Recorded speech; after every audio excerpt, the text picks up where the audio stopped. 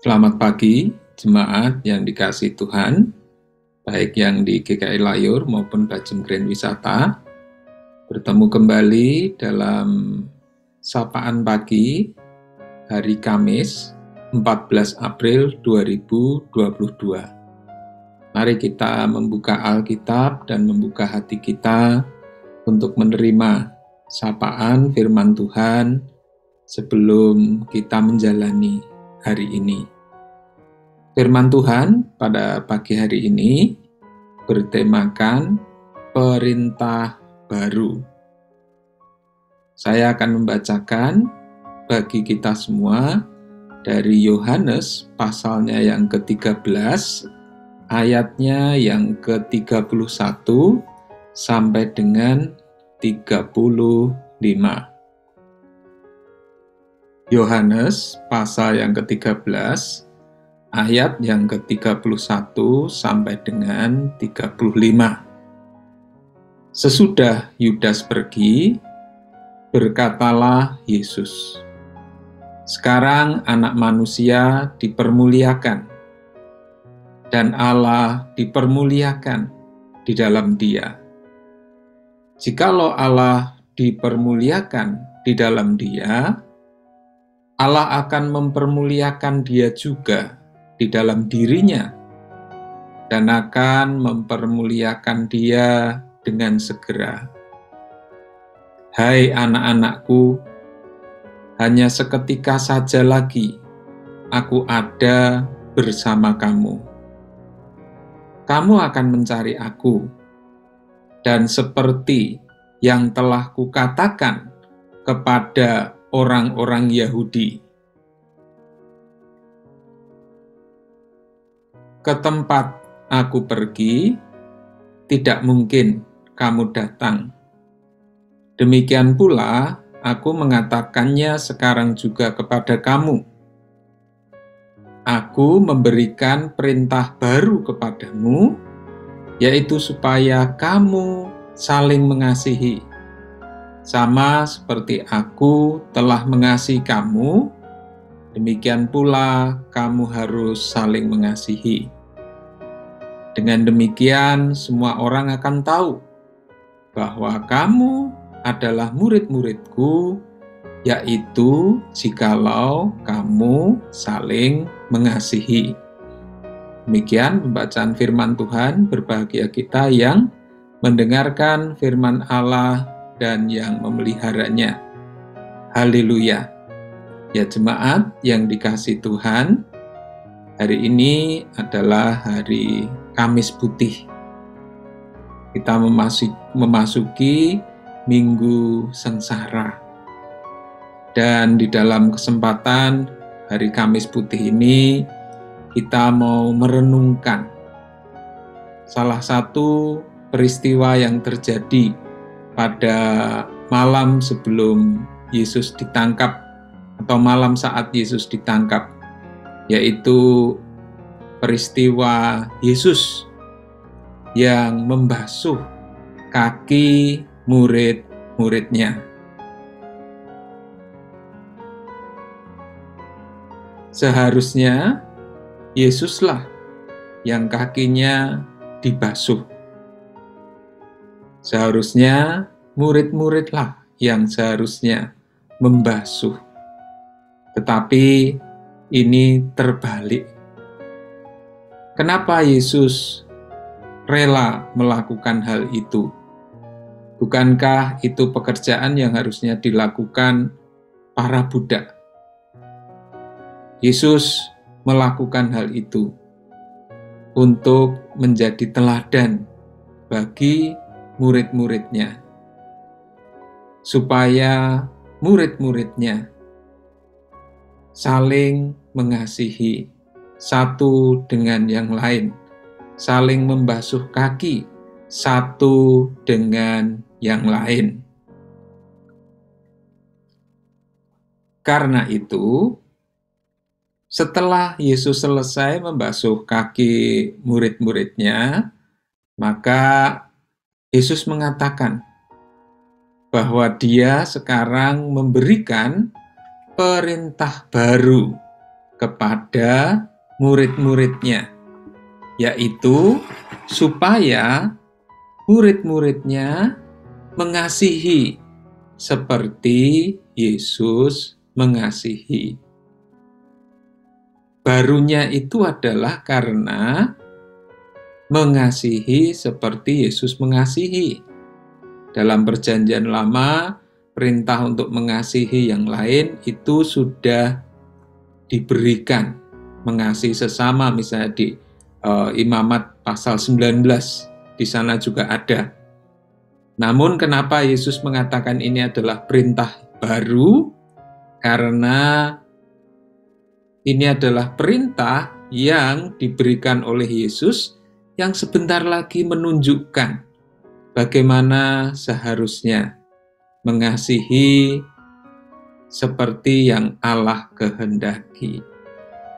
Jemaat yang dikasihi Tuhan, umumnya kita manusia ini sukanya mementingkan diri sendiri. Kita hanya mengasihi orang-orang yang menguntungkan buat kita, yang mendatangkan kenyamanan, yang mendatangkan support dan kasih yang bersyarat pada intinya. Kita adalah orang-orang yang mengajukan, menerapkan syarat-syarat bagi siapa yang hendak kita kasihi. Umumnya seperti itu. Jadi kasih yang egois. Kasih yang jikalau. Aku mengasihi kamu jikalau kamu menguntungkan aku. Aku mengasihi kamu jikalau kamu juga mengasihi aku. Kasih yang sifatnya itu untung rugi.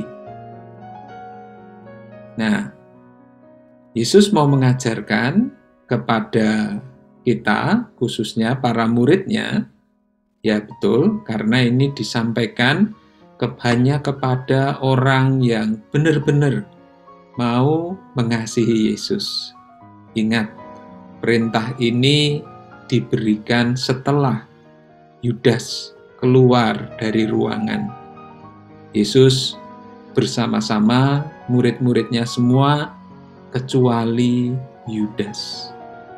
Jadi memang perintah ini hanya berlaku bagi orang-orang yang benar-benar tulus hati, sungguh hati, mau mengasihi Yesus, mau mempraktekkan kasih sesuai dengan standarnya Yesus, yaitu kasih yang tidak bersyarat, kasih yang rela mengorbankan dirinya sendiri demi yang dikasihi.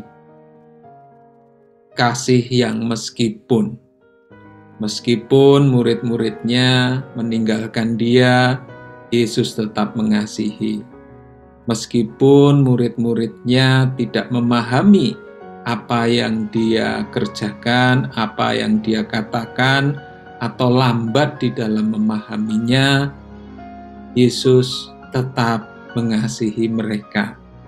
Bahkan dia rela menyerahkan hidupnya, rela memberikan nyawanya.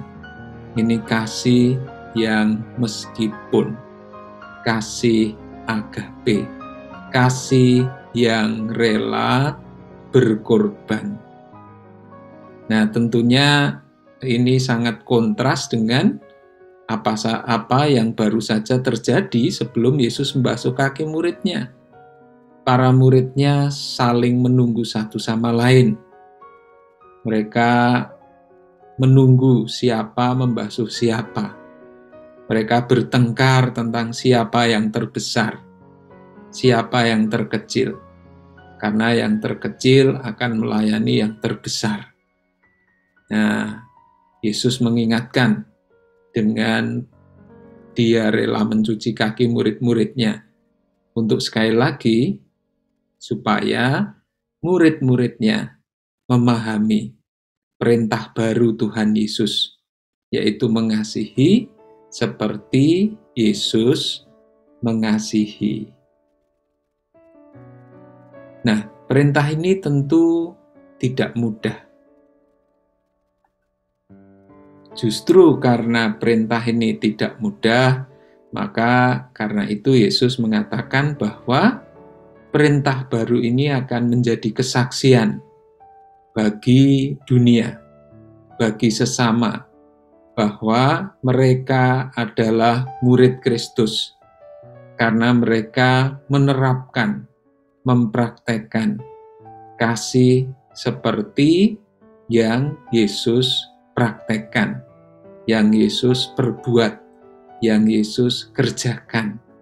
Kasih yang rela berkorban, kasih yang mau mengutamakan yang lain lebih daripada diri sendiri. Nah, jemaat yang dikasihi Tuhan, di tengah dunia yang dipenuhi dengan egoisme ini, di tengah dunia yang dipenuhi dengan sikap-sikap mementingkan diri sendiri, tidak mempedulikan yang lain, bahkan bila perlu mengorbankan yang lain, inilah maka kita, murid-murid Kristus, dipanggil untuk menjadi saksi, untuk memperagakan kasih Kristus di dalam setiap interaksi yang kita kerjakan. Ya, tentu ini bukan perkara yang semudah membalikkan telapak tangan. Jangan kata mengasihi orang lain. Kadang-kadang mengasihi pasangan kita, mengasihi anak kita, orang tua kita, saudara-saudara kita saja, kita seringkali susah gitu ya. Bahkan tidak jarang ada suami istri lama tidak ngomong, tidak teguran, kakak adik lama tidak ngomong, tidak teguran, barangkali ya juga karena hal-hal yang sepele kadang-kadang juga. Nah, apalagi ini mau mengasihi sesama yang di luar keluarga. Karena itulah kita perlu bersandar kepada Tuhan supaya bisa melakukan perintah baru ini. Kita perlu melatih diri kita dengan tuntunan dan pimpinan Roh Kudus supaya benar-benar kita bisa menjadi saksi-saksi Kristus yang efektif, memperagakan kasih Kristus. Kalau kita semakin menyadari betapa Kristus mengasihi kita, betapa Kristus sudah menyerahkan hidupnya bagi kita, maka hati kita akan dipenuhi oleh kasih-Nya. Dan saat hati kita dipenuhi oleh kasih-Nya itulah maka secara normal, tidak dibuat-buat, secara wajar, tanpa kita sadari, kasih Kristus itu pun akan meluber ke orang-orang di sekitar kita, ke orang-orang yang berinteraksi dengan kita. Karena itu, mari kita terus menjadi saksi Kristus dengan memperagakan kasih-Nya. Dimulai dengan untuk orang-orang terdekat kita, dan di dalam keluarga kita, dan kemudian lingkungan yang lebih luas lagi. Selamat mempraktekkan kasih Kristus, selamat menyambut Kamis Putih, Jumat Agung, Sabtu Sunyi, dan Minggu nanti Paskah. Kiranya Tuhan menyertai dan menolong kita. Mari kita berdoa. Bapa Surgawi, kami bersyukur boleh menerima kasih-Mu yang nyata di dalam dan melalui Yesus Kristus, Tuhan dan Juru Selamat kami. Bapa, mampukan kami untuk boleh terus mempraktekkan kasih Kristus itu, supaya sesama kami boleh tertarik untuk datang kepadamu. Kuatkan dan bimbing kami ya Tuhan, juga dalam sepanjang hari ini, dalam semua aktivitas kami.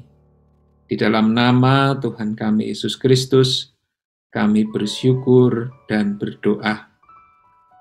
Amin.